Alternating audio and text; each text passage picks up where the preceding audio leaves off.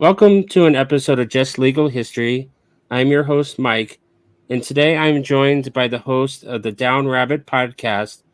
And I just wanted to talk to you about how both of us kind of got started in true crime and what excites us and how we got started in listening to some of these podcasts and documentaries that we follow every day or all the time. So I just wanted to start with my story of how I got started because I actually got hooked back into true crime when my older son started. He had an English class in high school where he had to listen to Serial, and so he had to listen to all of the 12 episodes on there, and I listened too to see what he was listening to, and I got hooked more than he did. Um, I also watched the Staircase at the kind of the time and some other ones. And I guess what kind of got me back into it and kind of interested is when I heard the stories from Serial and Staircase, I came to realize I didn't think I was getting the whole story or the whole truth or that they were doing a spin on it. So I went and did some research on my own and looked at them and decided that maybe they didn't tell the full story. So that was kind of how how I got interested back into the true crime in the podcast realm. So can you tell me how you got interested again? I work in a field related to the innocence world, and unfortunately, I've been an advocate for folks who have been convicted of murder, who've been charged with murders along those lines. And I've had a couple cases where I've been right in the belly of the beast, and one of those came when I was listening to Serial. So I was listening to Serial at the same time that this young person was charged with a homicide, and I realized that I could tell his story in two different ways, and I could outrage people by telling them what happened in the case and some of the testimony that went forth, or I could give an accounting of the case that someone might say, it's pretty clear that this guy's guilty. And so I really gravitated towards the show. And then later on, really wanted to dig in deeper and see, were the red flags that were popping up in my head in the podcast, was that just me being paranoid, or was it possible that the show didn't give us all the information? And I think I was pretty frustrated when I learned that the show didn't give us all the information. And then I just grabbed onto a couple of the other follow-up shows after that and ended up in some of these forums and communities. And now I've been at the bottom of the rabbit hole chasing a couple of these cases around, and have been pretty consistently frustrated, not just with documentaries, but with podcasts. But I've seen as many documentaries as podcasts. So yeah, there's a theme that goes that I think there's some storytelling going on, and maybe we're not getting the full picture, and there's some advertising going on, and there's some incentives and more to have a more compelling story, which is that of an innocent person than of a guilty person, or to create some suspense around it. And yeah, I think you brought up a great point just about the ethics around doing that in such a fragile system that we have right now, where we are trying to fight for innocent folks, or we are trying to really examine the justice system itself. Yeah, and that's, I guess we'll probably talk about a few different cases, and the specific one is the Adnan case. And I felt really bad because after learning about it, what really happened, I really do think that the resources that were dedicated to Adnan and how much was spent on him could have actually been spent on somebody that really was innocent. And I think it takes away from those efforts. And I guess I guess my worry is that in the future, that if there's too many of these cases and too many of these kind of false exonerations, that it might take away from the real cases and people might become jaded. I was wondering if you agree with that, or am I on the wrong tree on that one? No, I'm frustrated by that as well. I think in the cases that I've seen, a young person in a bigger city, if you don't have the public defender's office available, which they often don't, they'll hire a single private attorney, pay him a flat fee to do a homicide case, and then an hourly fee on the days he appears in court. So there's not really an incentive or much of a reward for this legal aspect for a lawyer to really chase down the truth in some of these cases. There's some fascinating cases where there's some compelling stories of young people underrepresented. And I don't think that's the case with Adnan. I think a lot of us have been pulled towards a really great story and made donations and really tried to free a guy that I think if you look at it A to Z and stop doing, some of the fringe things, it's pretty clear that Adnan was a guilty person. Like, he killed Haight, and there's not a reasonable alternate explanation. And so many of us dove in, and I think there's so many good hearts that are behind it. So many people who are saying, like, I really want to fight for the innocent. I really want to fight for the wrongfully convicted. I really want to try and change the system. And here we are putting resources into a narrative of a story that isn't totally accurate for a guy who's killed a teenage girlfriend.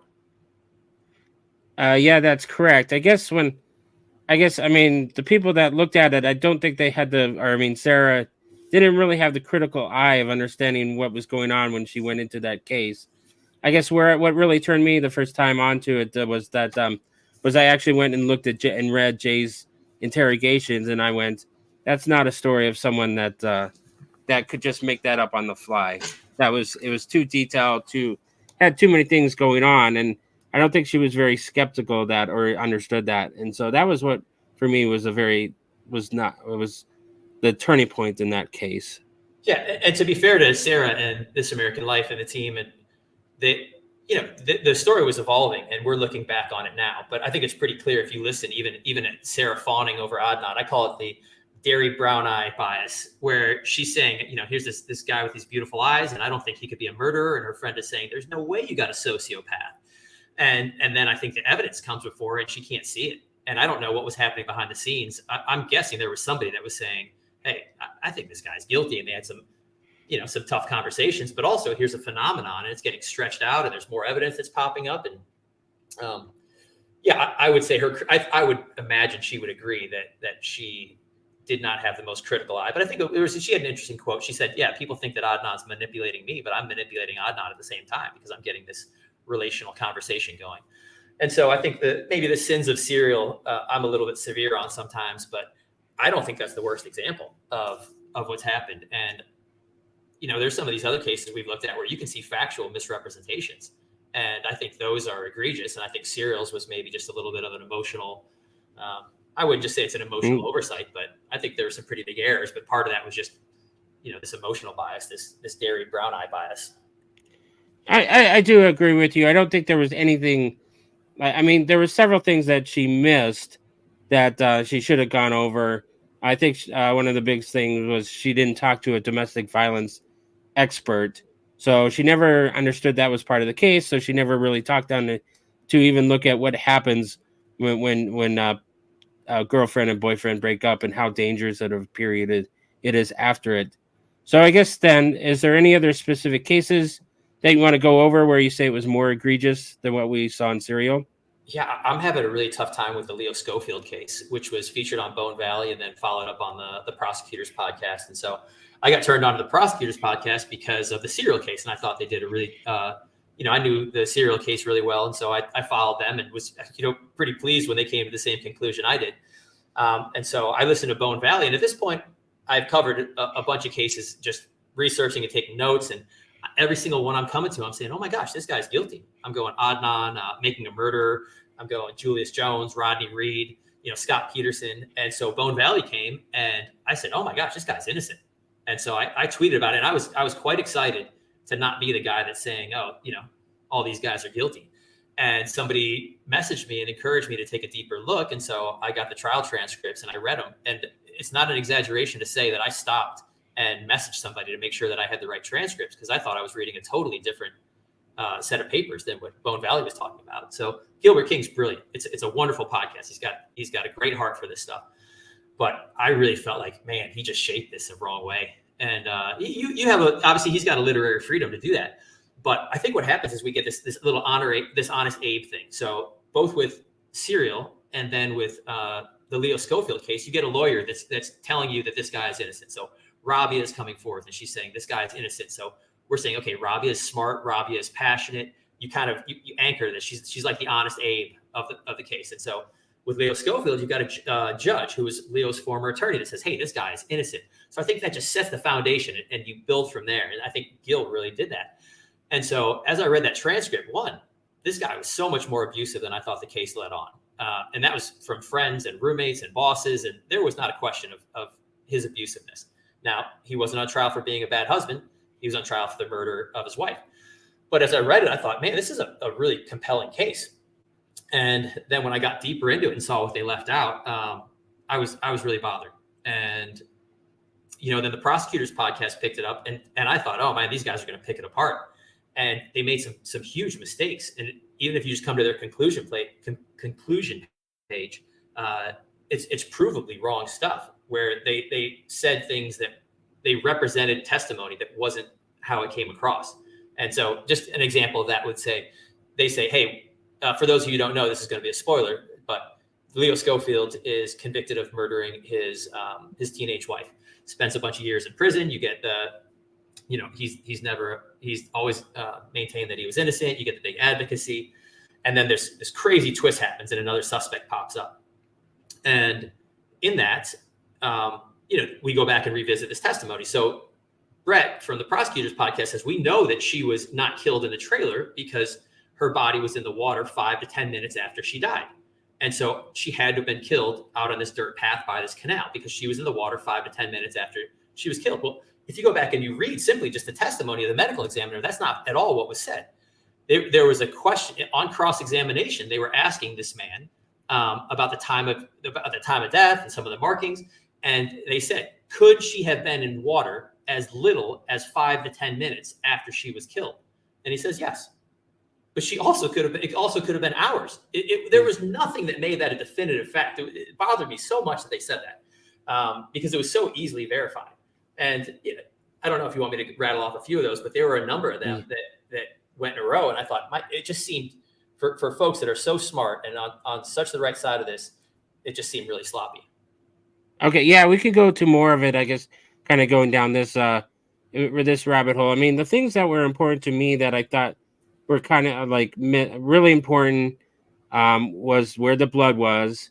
One of the other things that I think was kind of missed, and people have talked to me about whether it was important or not, but I think it's a little bit, was where the purse was found.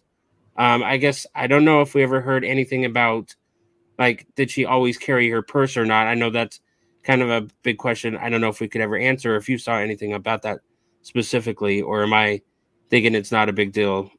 Yeah, I look at that stuff pretty casually because, maybe she forgot her purse. Maybe she just ran out. The purse was back at the trailer.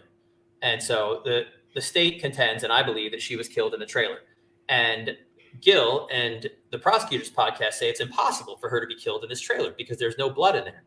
Well, and so Gil said a number of times, he said, there was not a speck of blood found in that trailer.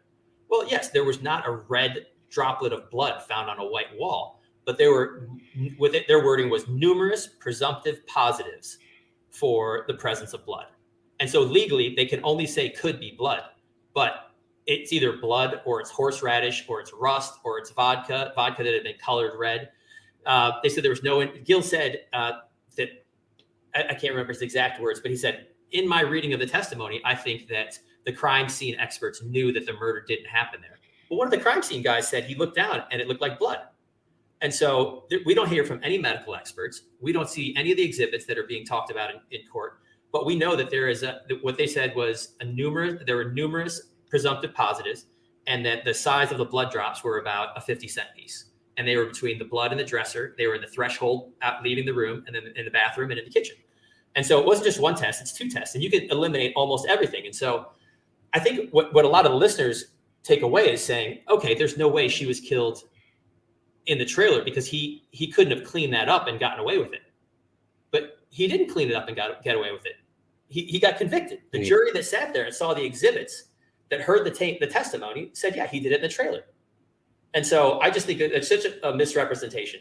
But if you're going to say that, and the medical examiner said she lost 5 pints of blood from her body, or she lost 5 pints. But what he said is she lost the blood from her blood vessels, and that 2 to 3 of those pints could have flowed back into her body, especially because she was stabbed, presumably the first time in the back and the rest of the times in the chest. So if she was laying on her back, a lot of that blood might have just flowed into her body.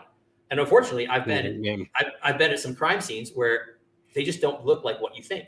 So I've seen a young person that was shot in the stomach who walked out and his shirt was completely covered in blood. And I saw another person murdered many times. He was shot and there was no blood. And I've held rags on a guy who got a knife wound to the chest.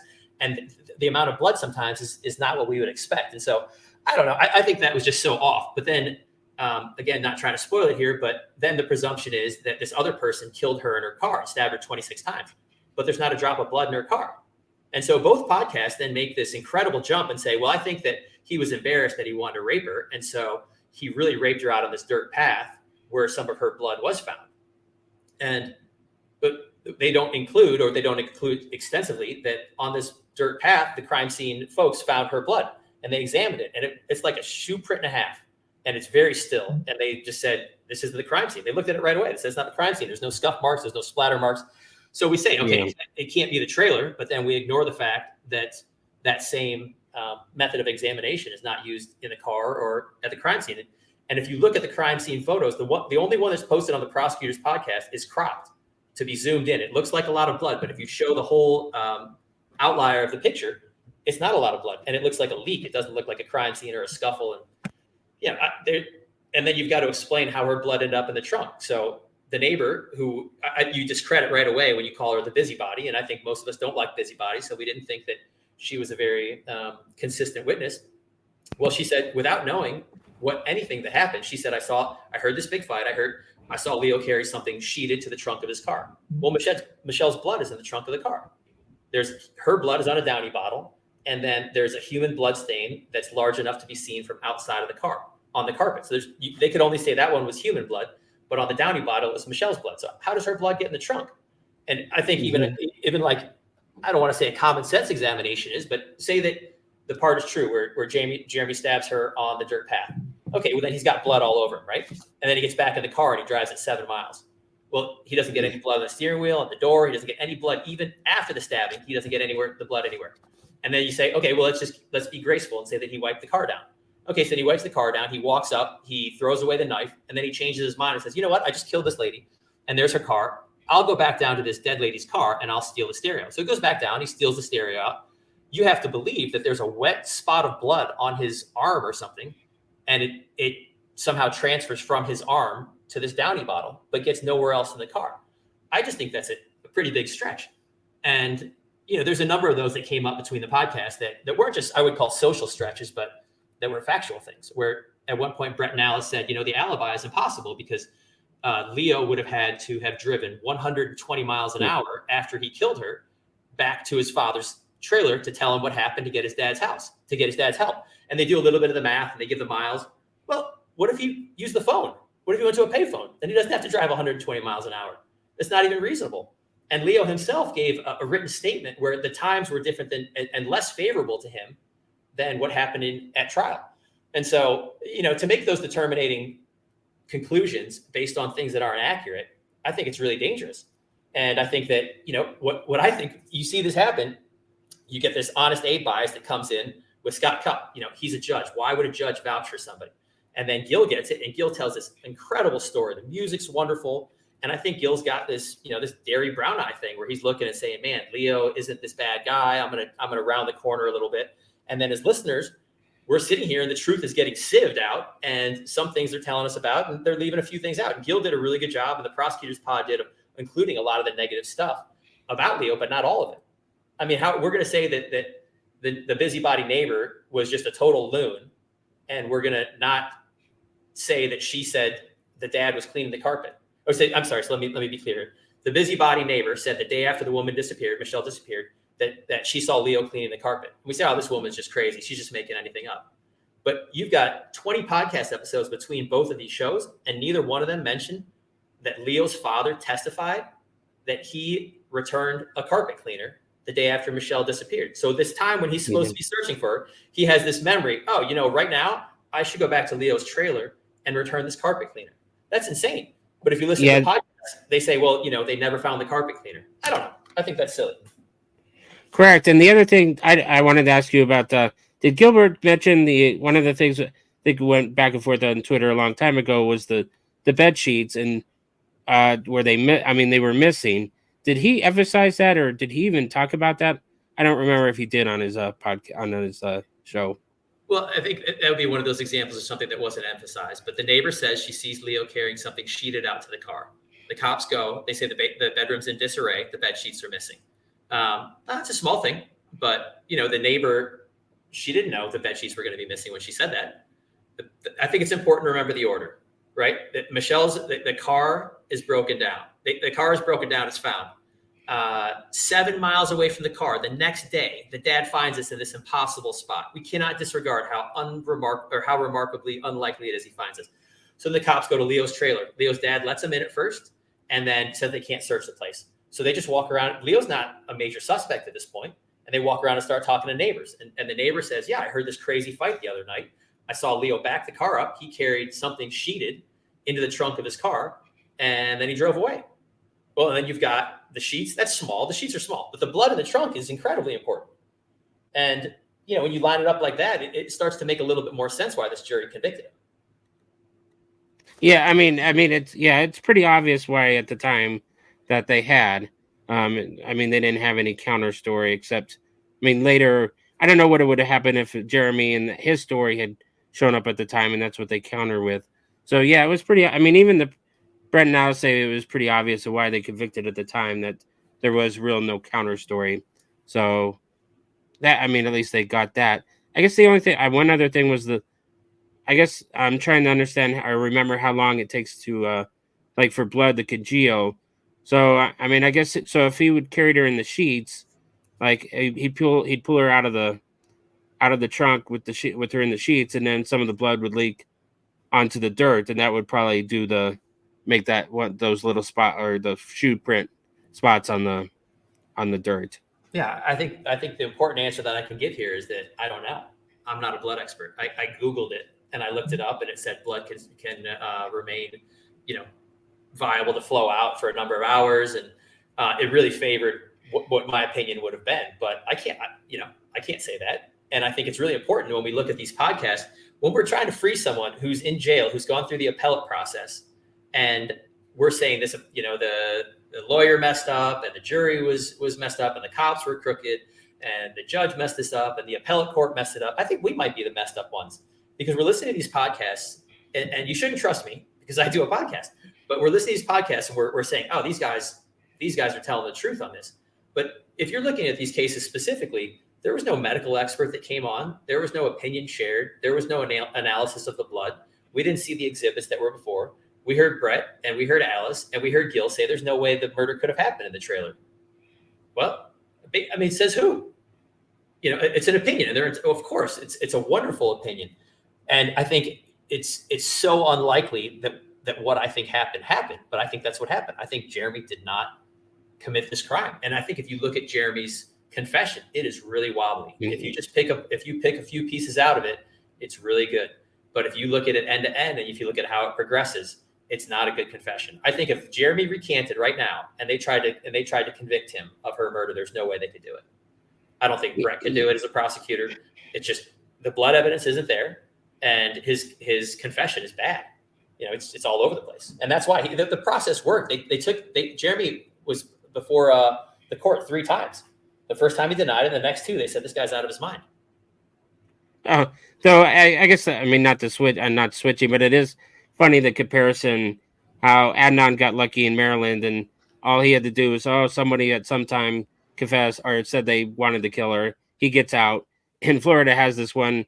Well, he confessed his fingerprints were in the car, and in Florida didn't let him out. But that was because his story was always changing, and he was like, "Well, if I was paid $1,000, I would have confessed to everything."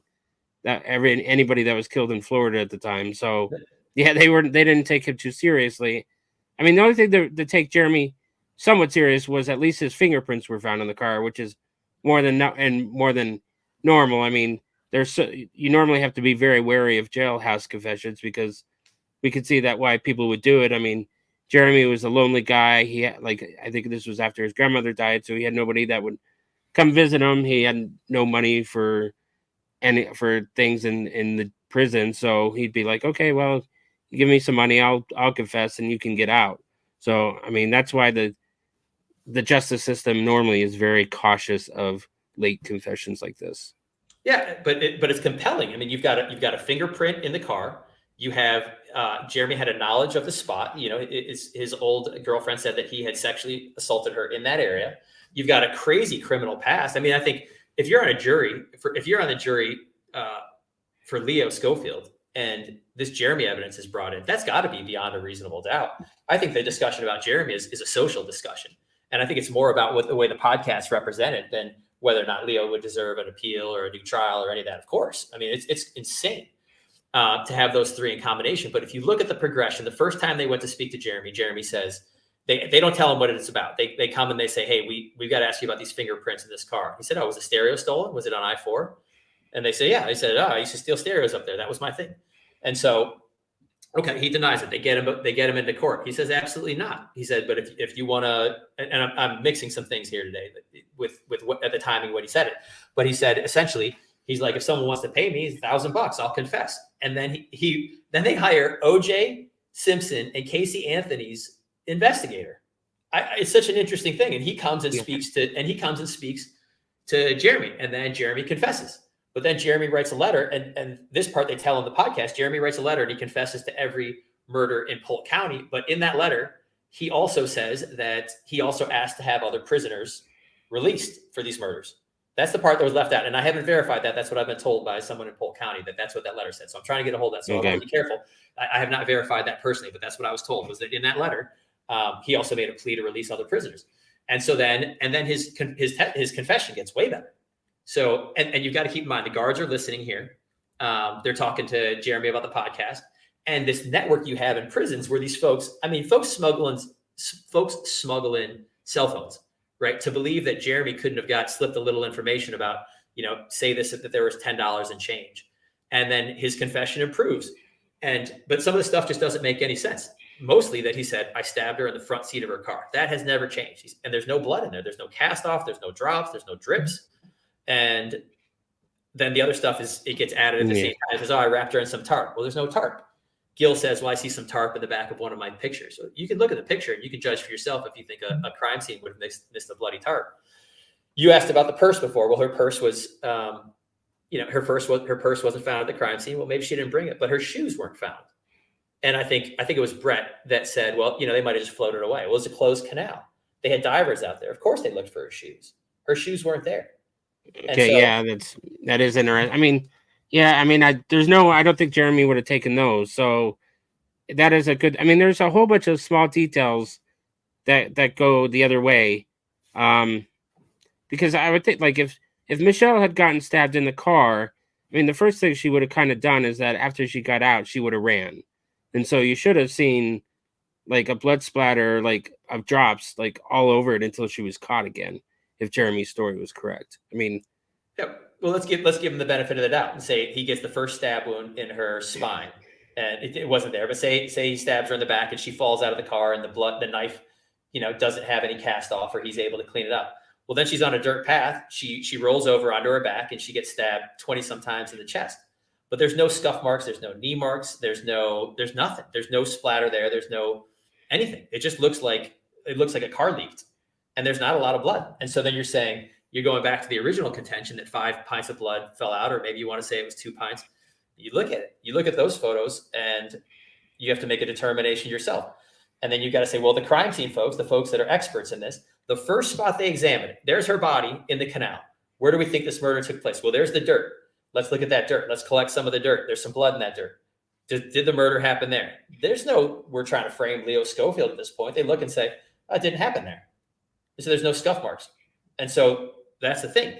And for that not to be emphasized by Gil or Brett, I think it's just really interesting, because they're not just removing the car as the crime scene and making up their own narrative about her, Jeremy wanted to rape her, but they're also doing something that contradicts the testimony in court. And Brett would say, and I think he did say, he said, I don't know how the guy got this wrong. Well, I think maybe the guy would say to you, I don't know how you got this wrong. Okay. Yeah, so let's go over the other one major piece of evidence, like that Jeremy did get. I don't know how he would have gotten out right, but let's talk about it as the broken car. And I guess, have you researched it? I guess we talked about it because Brett didn't really consult the car expert. I think he searched online. Just to remind everybody that the flywheel, I'm not a car expert, the flywheel that engages the transmission and the gears was broken. So the mechanic that was on the stand said that, yeah, this car would be drivable, but it would make noise. But once it stopped, like, you couldn't engage the car again, and it would just die. It would be dead after it.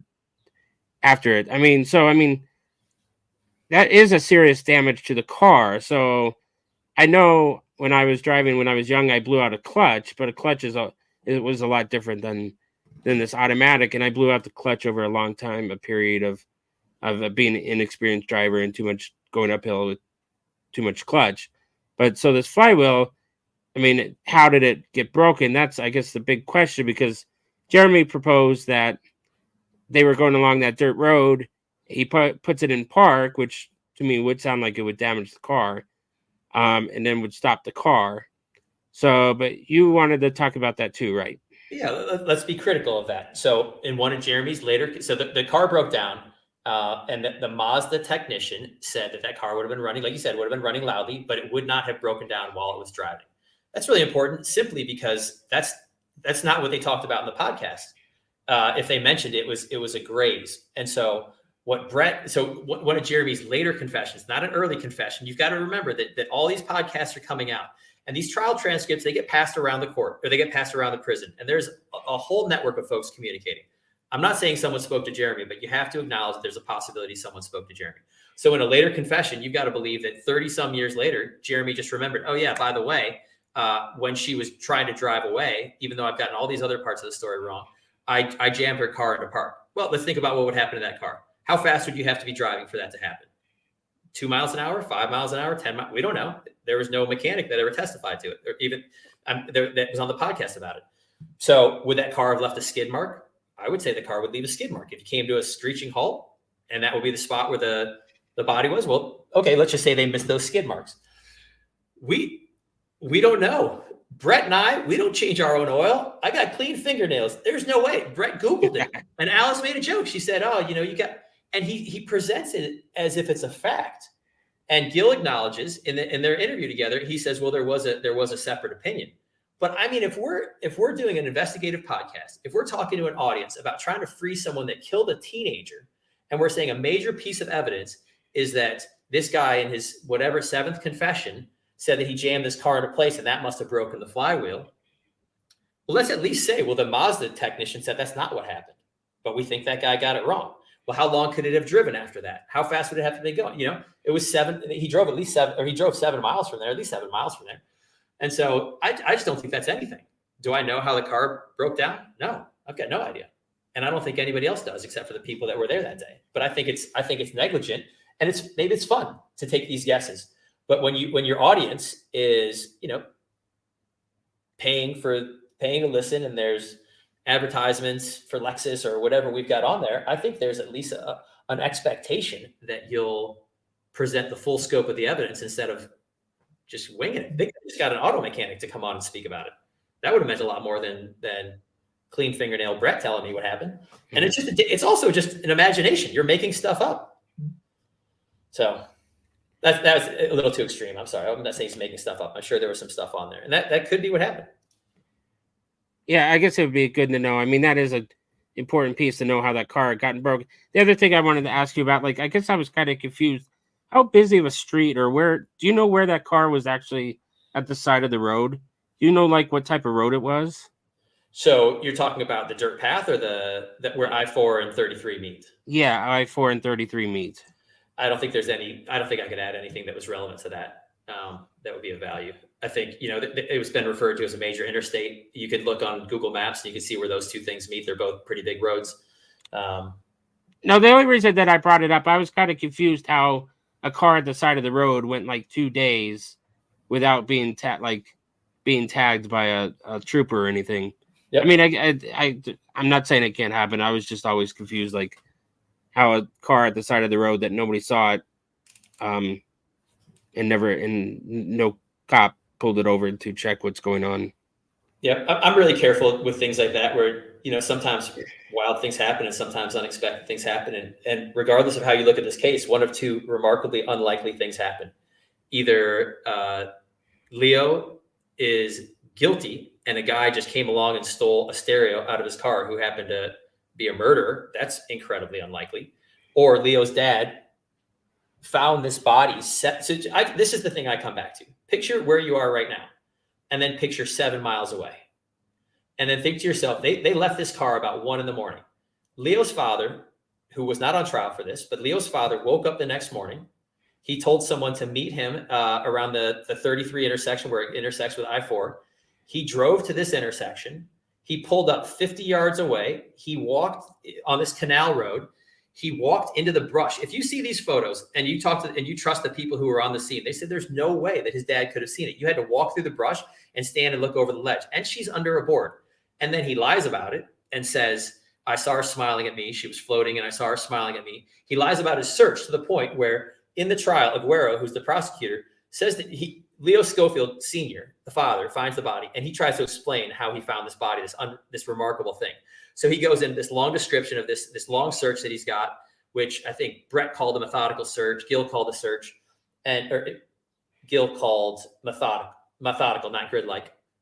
So I'm sorry, let me slow down. Yeah. So Leo Sr. is trying to explain how he found this car. And he goes through this elaborate search that he does. And the prosecutor stops him and says, there are no days between Thursday and Friday. You've just added a whole day. You found the car at midnight, 1 a.m., and the next day about 1 p.m., you found her body. And you've just gone through this whole explanation of a full day's worth of searching. And Leo's dad had no response. Leo's dad was consistently lying about the case. Well, Leo's dad's not on trial, but it is remarkably unlikely that he saw this car, went to bed, got up and drove 7 miles away from the car. Instead of searching from where the car was, drove 7 miles away, pulled over 50 yards away, and then lied about it. And so the focus on that was that he said, well, to God be the glory. God steered my car off the road. I don't think there's anything to that because Brett makes a good point. This is down south. A lot of people are saying, to God be the glory kinds of things. But the thing that we ignore when we dismiss his little Billy Graham moment there is that he couldn't have found the car the way that he said he did. It's not about whether God guided him there or not. It's just not realistic. It's just the needle in the haystack. And then it's the needle in the haystack that you lie about. So I think the folks on the scene and the folks that are in Polk County now that know that area, they know that Leo's dad was just totally full of crap. And that doesn't mean Leo should get convicted. Yeah. But he's his ally. Sorry, I mean, I don't know the area enough. I mean, I thought this place had a lot of canals. So if you had and a lot of different areas of water, I mean, that's Florida. So if you had a dream that said, well, I saw her in a body of water, how you pick that specific creek out of them all is quite amazing. So, yeah. I mean, I don't think he said he had a dream. I think he said he was driving down the road. He had a spiritual headache. It veered him off the road. He heard Michelle kind of spiritually calling to him. But all the time, in defense of Leo, everything that Leo Sr. is saying is after the fact in that. So he could have just been lying, just exaggerating. But what's really hard to avoid is that both Leo and Leo Sr. Were headed to that direction. They found the car. Instead of going to where the car was and walking out, that she might have walked out of that car and she might be, broke her leg in the woods. They pick a spot 7 miles away. And if you see the length of that canal, and you think about how long you would have to walk to walk across that brush, and you see those helicopter shots, man, it is really hard to believe Leo's dad found the body the way that he did. Much less that Leo was telling people, I think she's dead in water before it happened. Or I'm sorry, before they found the body. Okay. I think we've covered most of the things about this case. I guess I do want to give Gilbert and Brett some credit on this. They're better than some of the other podcasters, I would say, because Gilbert has been really good about responding to you, and you've been able to ask good questions. I know I have, and he's been responsive. So I would like to give him props for that. Correct? Oh my gosh, I think Gilbert's a wonderful guy, and I think he's an incredible author, and I think he's a great advocate. I think that he could have been more thorough in how he presented. I think he used this civ mentality to take some things out of the case that he thought we didn't need to know, but I think, we did want to know those things. I would say that the criticism that he got in the Polk County at this last parole hearing, I looked into it. I think he really made a mistake, and maybe it's the Lava for Good folks.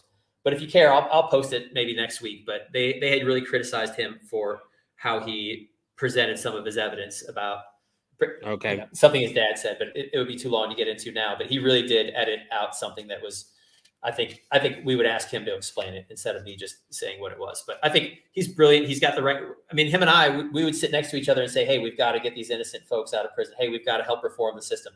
Hey, we've got to do this. And then the place where our forks would split would be, I'm like, oh yeah, but it's pretty clear Leo did it. He'd say, no way. And then I think the criticism, and I want to be careful here. Brett and Alice do such a great job, but man, they made mistakes and they were sloppy about it. And when asked about it, they haven't responded or corrected themselves. And they're not hard things to correct. It's just they made errors. Okay. I guess let's just give an update of what happened since this is like two or a day after Leo got paroled yesterday, and he has to go to a halfway house.